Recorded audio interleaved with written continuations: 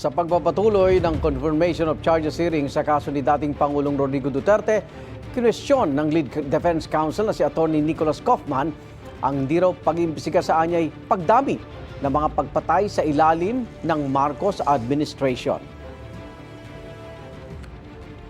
Batay sa presentasyon ni Kaufman, mahigit 304 na po ang napatay sa unang taon pa lang ni Pangulong Bongbong Marcos sa pwesto. 106 na po raw dito ay sa kamay ng state agents. Patuloy rin daw itong tumaas sa sumunod pang taon.